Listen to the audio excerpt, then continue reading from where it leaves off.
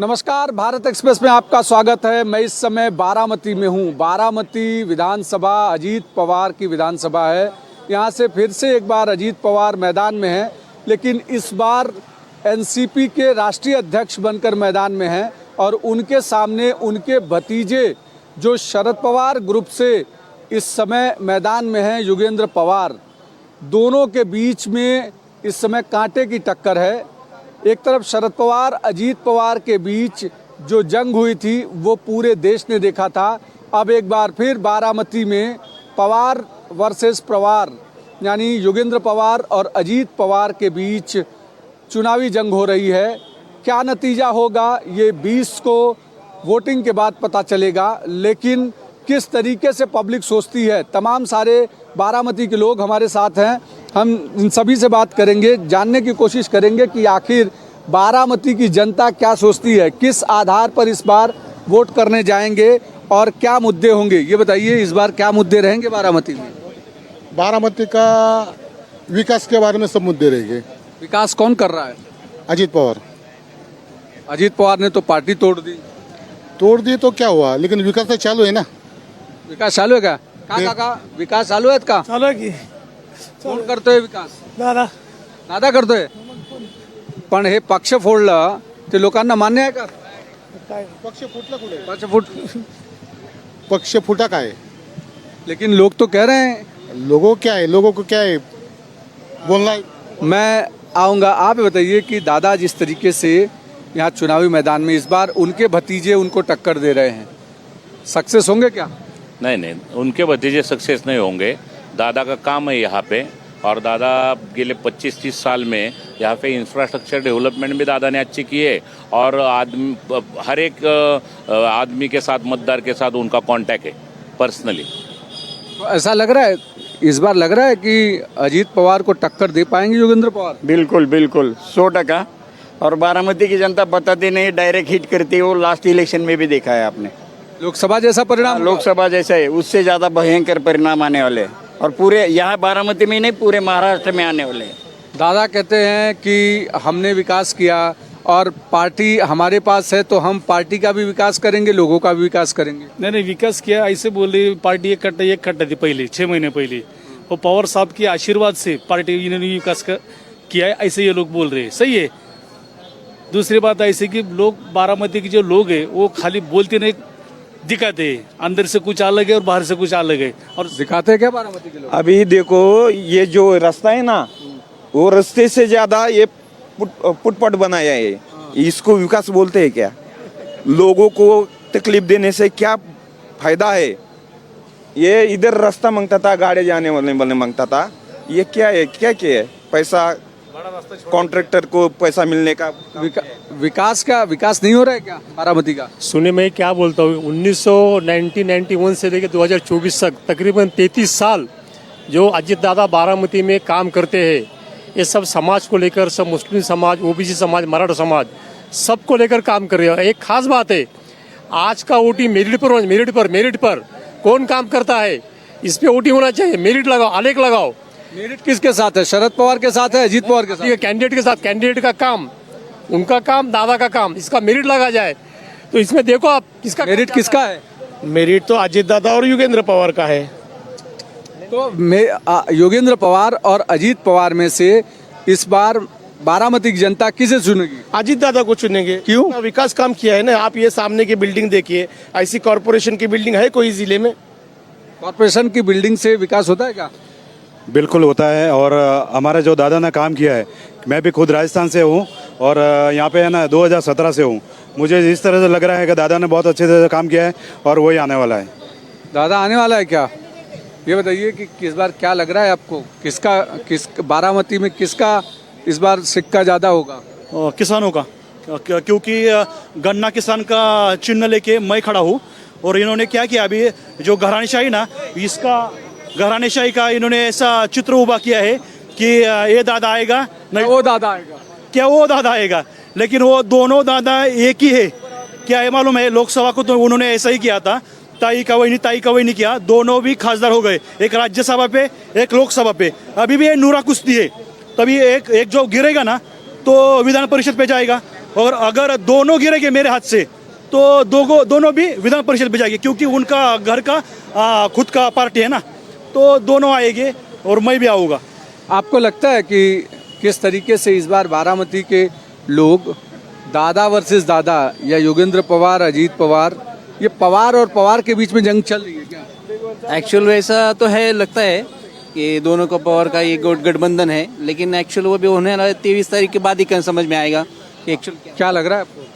दादा अभी इन्होंने जो बात कही है कि रास्ता छोटा किया, अरे रास्ता छोटा किया मगर ये जो रास्ते पे गाड़ी ट्रैफिक जाम होता है उसका भी ख्याल है दादा को आता है, हाँ वो भी समझ में लिया है दादा ने। जनता को परेशानी कैसी होती है उसका ये सॉल्यूशन निकाला है। क्या जनता क्या करती है, अभी देखो आप ही उधर कैमरा घुमाओ कि गाड़ी इधर लगाने के लिए जगह है फिर भी रास्ते पे गाड़ी लगी है, आने जाने में ट्रैफिक में थोड़ा सा प्रॉब्लम होता है, ये तो समझना चाहिए। और प्रगति क्या बोलते हैं उनको ही मालूम नहीं है प्रगति किस चीज से होती है, किस चीज से होती है ये प्रगति नहीं तो क्या है? देखो मैं बता क्या प्रगति चल रही है। प्रगति नहीं हो दादा ने ये सोल्यूशन निकाला है लोगों के लिए।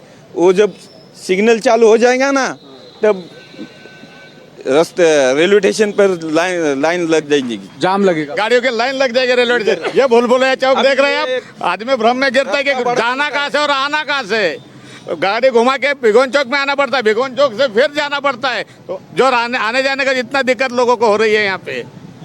युवाओं को रोजगार को लेकर के लगातार बातें चल रही है, क्या आपको लगता है कि युवाओं को रोजगार मिल रहा है यहाँ? नहीं, क्यों? दादा तो कह रहे हैं हमने बारामती का जितना अच्छा विकास किया उतना पूरे महाराष्ट्र भर में नहीं है। पवार साहब ने किया है, अजीत दादा ने नहीं किया। पवार साहब ने नहीं किया। आपने रुको अभी आप कहाँ पे काम करते हो? मैं एमआईडीसी में काम करता क्या काम करते हो? हूँ, उधर पानी छोड़ने का काम करता पानी छोड़ने का काम करते हो। पवार साहब ने लगाया आपको? हूँ। नहीं, पवार साहब है, खत्म। पवार साहब एमआईडीसी पवार साहब ने लाई है, पूरा विद्या मंदिर पवार किसी ने लाई है वो पवार साहब ने एमआईडीसी नहीं, हाँ बारामती में ना दो टाइप के विकास हुए हैं, एक है शाश्वत विकास और एक सिर्फ दिखावटी खर्चिक विकास। शाश्वत विकास का मॉडल शरद पवार ने दिया है, जहाँ एजुकेशन दिया है, वहाँ ट्रांसपोर्टेशन दिया है, मेडिकल सुविधा दी है, एमआईडीसी दी है, जिससे सर्वसामान्य का बिना कास्ट लिंग भेद जाति धर्म रहित सबको काम मिलता है, सबको इक्वल सर्विस मिलती है। और ये जो विकास है, ये जो बोल रहे हैं, ये थराविक यहाँ की मलिदा गैंग करके फेमस है, उनको मिल रहा है ये मलिदा, इसलिए उन्होंने उठा रहे हैं सबको कि ये मलिदा गैंग का विकास है। विकास किस तरीके का है भाई? ये जो बोल रहे हैं ना, तो एक पिछले 4-5 दिन पहले पवार साहब ने जब ऐसे भाषण में बताया कि मैंने पहले 30 साल में काम किया, मतलब पवार साहब ने, और बाद के 25-30 साल अजीत पवार दादा ने काम किया, तो पवार साहब ने भी ये शाश्वत किया कि अजीत ने जो किया है, मतलब अजीत दादा ने जो विकास किया है वो अच्छी तरह से किया है, उसमें कोई शंका नहीं है।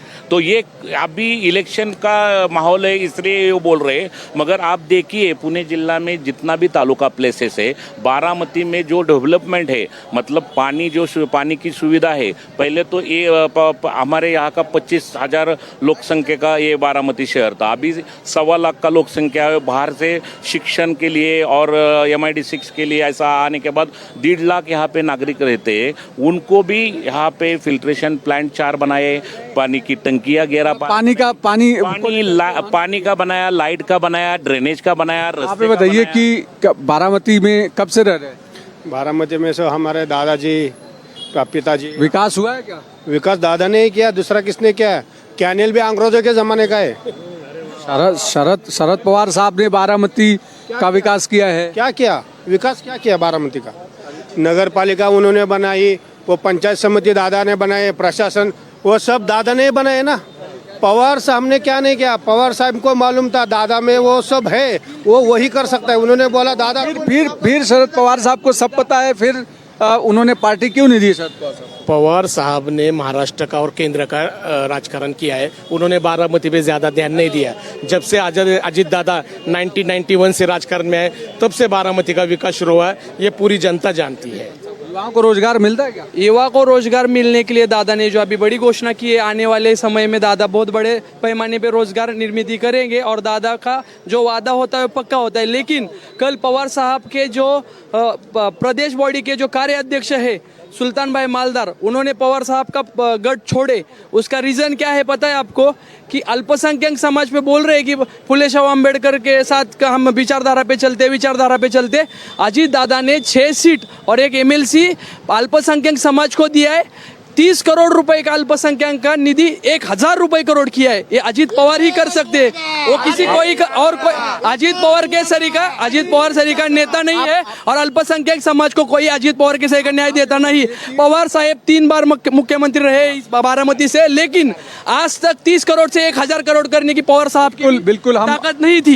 विकास के नाम पर बारामती में जब शरद पवार कह रहे हैं कि हमने बारामती बनाया, हमने विकास किया, तो अजीत पवार ने क्या किया? अगर अजीत पवार ने किया तो फिर शरद पवार क्यों अभी तक इस तरीके से कह रहे हैं कि अजीत पवार ने उनके पीठ में खंजर घोंपा? अभी देखो पवार साहब तो विकास के नाम पे तो पवार साहब ने भी एग्री किया है कि अजीत दादा ने विकास किया।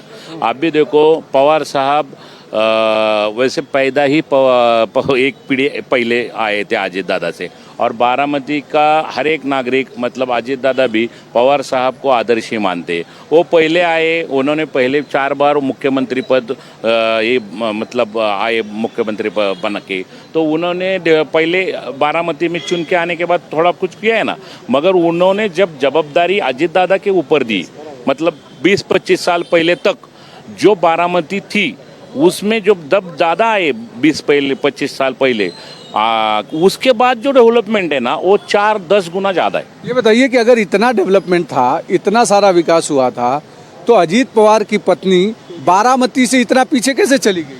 तो वो को भरोसा नहीं है? देखो उसमें ना सुनो एक बात आप ध्यान में रखो। बारामती का हर एक नागरिक, बारामती का हर एक मतदार सभी पवार कुटुंब के लिए अटैचमेंट है।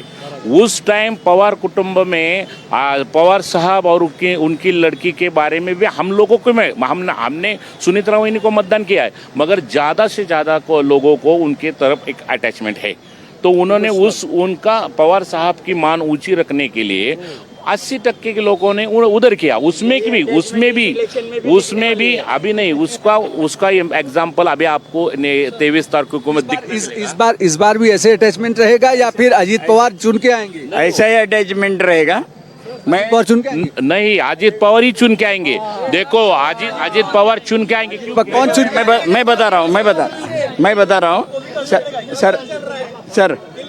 सर मैं बता रहा हूँ कि आप बोल रहे हैं कि ये पवार विरुद्ध पवार, ये ऐसे नहीं है इलेक्शन, ये पवार विरुद्ध मलिदा गैंग ऐसे इलेक्शन है।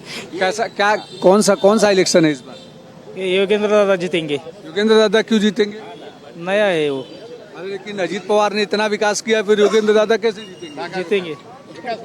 तो जब अजीत दादा सुप्रिया के विरुद्ध में सुनीता रताई थे ना, तब है ना इधर क्या हो गया तुमको मालूम रहेगा। निवडणूक आयोग को तकरार की थी कि पैसे बांट दिए, ये सबको बता देता। अभी जब पैसा नहीं डालेंगे ना तो योगेंद्र दादा श्योर आएगा। मतलब पैसे डालेंगे? नहीं, अजीत पवार। हाँ, क्या लग रहा है आपको? ऐसा है, इनके हिसाब से ये बोल रहे कि 30 साल पवार साहब ने किया और 30 साल अजीत पवार ने किया। अभी इसके आगे 30 साल योगेंद्र पवार सब करने वाले हैं। तीसरा आदमी बारामती में नहीं आएगा? अभी तक तो नहीं है। तीसरा आदमी बारामती में नहीं आएगा? एक दिन जरूर आएगा। जहाँ अगर लोगों का मत बदलेगा ना तो एक दिन जरूर आएगा। आपको विकास दिखाना था, एक मिनट, एक विकास दिखाने का। देखो कैमरामैन जल्दी से फोकस करो। वो देखो ये बिल्डिंग है ना, आपको बिल्डिंग दिख रही ना नगर पालिका की, उसको खाली खिड़कियां है, उसके पीछे बिल्डिंग नहीं है। वो खाली वो सुशोभीकरण। 2 बिल्डिंग अलग अलग थी, उसको एक किया है, डिजाइन एलिवेशन किया है। हम लोग कारपोरेटर है, ये ऐसे ही सुनो, ये लोग ऐसे ही करते हैं। ये क्या करते, गुमराह करते। ये जो बिल्डिंग है ना, अंग्रेजों के काले में, सुनो, अंग्रेजों के पहले बनाई थी, ये बिल्डिंग नहीं बनाई। ये दोनों बिल्डिंग एक जैसी दिखने के लिए, इलेवेशन एक दिखने के लिए, देखो सुनो, ये बिल्डिंग फिर क्या, ये बिल्डिंग डिमोलिश करके बांधने का था।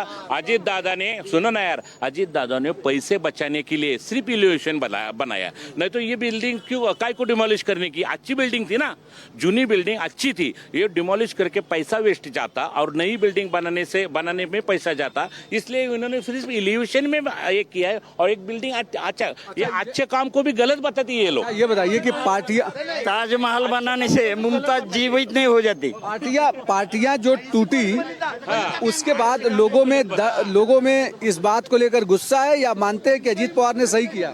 नहीं, अजीत दादा ने, उनके पीछे मेरिट है, पाठबल है, उनके पीछे 40 आमदार खासदार, यहाँ पर बहुमत देखा जाता है। उसके पीछे कितना आंकड़ा है, उनके पीछे आमदार कितने, खासदार कितने, पब्लिक कितने, उसको पकड़ा जाता है ना। आप ये बताइए, इधर आइए, आप बताइए कि क्या लग रहा है इस बार बारामती के चुनाव में, इस बार किसकी जीत पक्की होगी? अजीत दादा। क्यों? अजीत पवार ने तो पार्टी तोड़ दी। शरद पवार साहब लगातार बोल रहे हैं कि हमारे पीठ में खंजर घोपा। नहीं, ऐसा नहीं किया, उन्होंने किया। वो क्या, अभी लोकशाही है तो उनके साथ लोग भी है ना, एमएलए दादा के साथ ही है ना ज़्यादा। फिर उसका कांग्रेस, हाँ, उनको नहीं, उनका ये अभी बीजेपी के साथ जाने का था, कुछ तो उन्होंने गणित बनाया है ना। ये लोग बदनाम करते हैं। वैसे तो हर एक पार्टी में से विचारधारा अलग होने के बाद हर एक गुट अलग होता है। पवार साहब भी कांग्रेस से अलग हुए थे, फिर क्या उन्होंने क्या पार्टी उसको कमजोर को फंसा, उस टाइम हम पवार साहब के साथ थे। अभी वैसा नहीं होता, विचारधारा की लड़ाई है। और अजीत दादा ने डेवलपमेंट देखा, जब केंद्र सरकार में भाजपा की आने वाली, उनके साथ जाते तो बारामती का भी डेवलपमेंट होता, केंद्र सरकार का फंड मिलता। इसकी वजह से उन्होंने सिर्फ उनके अलायंस में गए, भाजपा के साथ नहीं गए। लेकिन भाजपा तो लगातार कह रही है कि वोट जिहाद शुरू है पूरे महाराष्ट्र भर में। वोट जिहाद हो रहा है क्या? वोट जिहाद वो अभी उनकी सोच है, उनका मानना है। एक अलायंस में है ना, हमारी पार्टी राष्ट्रवादी अजित पवार गुट है। हम अजित पवार गुट के हैं, हम शाहू फुले अम्बेडकर सब क्या सेकुलर विचारधारा के हैं। हमारी विचारधारा अलग है। हमको मुस्लिम समाज का बहुत, दादा को तो बहुत सपोर्ट है। वो उनकी विचारधारा है। वो मालेगांव की एक सीट के बारे में उन्होंने, हाँ, ये क्या लग रहा है? इनके साथ में बैठे हैं अजीत पवार, इनके साथ में बैठे। कल ही परसों अमित शाह साहब ने क्या कहा कि 4 पीढ़ियां जाने तक, और 4 पीढ़ियां जाएगा तो भी मुस्लिम लोगों को आरक्षण, रिजर्वेशन नहीं मिलेगा। मेरी बात सुनो। लेकिन देखिए, आरक्षण का मुद्दा तो संवैधानिक, आरक्षण का मुद्दा संवैधानिक बोल रहे हैं, लेकिन वो आरक्षण का पूरे माहौल में बोल रहे हैं लोग। ये माहौल पूरे जग जाहिर बोल रहे हो, सबके सामने बोल रहे हैं। आरक्षण का मुद्दा संवैधानिक है। आरक्षण का मुद्दा संवैधानिक है, बरोबर है, लेकिन 5% जो सेंट्रल गवर्नमेंट ने अल्पसंख्यक मुस्लिम समाज के लिए दिया है, वो पवार साहब 4 बार मुख्यमंत्री रहते समय क्यों दिया नहीं? महाराष्ट्र में तुम खाली टिकट आज बस 2 एमएलए को दिया है टिकट, उन लोगों भी ऐसे जगह पे दिया है कि वो 100% गिरेंगे। लेकिन अजीत पवार ने जो 6 एमएलए दिए, 6 के 6 एमएलए जीत के आएंगे और पूरे मुस्लिम लोगों के महाराष्ट्र की बात विधान भवन में रखेंगे और मुस्लिम समाज को कभी भी अलग। ये लोग मुस्लिम समाज को इन्होंने परसेंटेज वाइज टिकट नहीं दिया, न कांग्रेस ने दिया, ना शरद पवार गुट के राष्ट्रवादी ने। मुसलमान क्या वोट बैंक है क्या? सिर्फ वोट बैंक है मुसलमान? नहीं, ऐसा कुछ नहीं है। ये कांग्रेस सोचती है ऐसा, कांग्रेस की सोच वैसी है। बैंक नहीं है, लेकिन मुसलमानों के मुद्दे मानने के लिए भी हमारे कुछ सांसद चाहिए, कुछ एमएलए चाहिए ना। अगर कोई पार्टी टिकट देंगे मुस्लिम कैंडिडेट तो वही चुन के आएगा, वो हमारे मुस्लिम लोगों के साथ। भाई क्यों मुसलमानों को टिकट नहीं दे रहे हैं और उसके बाद आप लोग मुसलमानों की बात? ये बताने की बात है। इनफैक्ट क्या है कि विनेबिलिटी देखी जाती है और विनेबिलिटी के आधार पर टिकट दिया जाता है। पूरे महाराष्ट्र भर मुसलमानों की कहीं विनेबिलिटी है। हम विधान परिषद पे लाएंगे उनको, उनके हिसाब से लाएंगे। जब हम चुन के आएंगे तब लाएंगे, हम लाएंगे, बिल्कुल लाएंगे। क्योंकि हमने देखो, कांग्रेस ने राज्यसभा में भी मुसलमान ही भेजा है। हमने जो चुन के दिया है यहाँ से, वो राज्यसभा में मुसलमान ही कैंडिडेट है। आप बताइए, युवाओं को रोजगार मिल रहा है कि नहीं मिल रहा? मेरे को सर एक बात पूछनी है। कल तक ये महाविकास आघाड़ी सरकार बोल रही थी कि ये 1,500 जो रुपए दिए लाड़की बहन योजना के, ये सरकार की तिजोरी खाली कर देंगे, सरकारी कर्मचारी इनको पेमेंट नहीं होगा, ऐसा उनको टीका कर रहे थे कि ये योजना फेक है। और आज यही सरकार, मतलब ये महाविकास आघाड़ी जो है, अपने जो जाहिरनामा है उसमें बताती है कि हम महालक्ष्मी योजना देंगे और 3,000 रुपए देंगे। फिर ये पैसे कहाँ से लाएंगे ये लोग? मतलब ये लोग हमको येड़ा बना रहे क्या युवाओं को? ये पहले बोल रहे हैं कि 1,500 रुपए देने के लिए सरकार की तिजोरी में पैसा नहीं है, और अब खुद बोल रहे हैं कि महालक्ष्मी योजना लाएंगे और 3,000 रुपए देंगे। इनको पूछा जा रहा है क्या है मतलब? मुझे एक बोलना है भाई कि आज तक तुम रुको, मेरे को एक बात बोलो, मुसलमानों पे अन्याय हो गया कोल्हापुर में। पवार साहब इस देश के राजनीति के चाणक्य माने जाते हैं कि नहीं? हम आदर करते हैं। उन्होंने मुस्लिम के लिए बात क्यों रखी नहीं? नीतीश राणे आज इतना बक रहा था, अजीत पवार ने डेयरिंग किया, योगी आया कटेंगे बटेंगे, उसके ऊपर मेरे अजीत दादा ने वो कमेंट किया, किसी नेता ने नहीं किया। ये जो महाविकास आघाड़ी है ना, फेक नैरेटिव सेट करके बस मुसलमानों को गुमराह करती है, वोट लेती है, उनके वोट लेके उनको फंसाती है, हवा पे छोड़ के जाती है। और पवार साहब के जैसे नेता अंदर के बारे में एक बात करते हैं, दुहर के विशालगढ़ में भी अजीत पवार गए, सबसे पूरे सरकार का सबसे पहले कौन गया? अजीत दादा गए। अजीत दादा क्यों नहीं गए बाकी लोग? कौन क्यों नहीं? पवार साहब का एक भी स्टेटमेंट बोलो। आप बताइए कि क्या हो रहा है? स्टेटमेंट देने से कुछ नहीं होता है। अजीत दादा ने पहले बहुत स्टेटमेंट दिए कि हमारे उसने शरद पवार का सब राष्ट्रवादी पक्ष है ना, वो सब लेके गए, वो भी स्टेटमेंट नहीं था। वो बोले थे कि जो शिवसेना का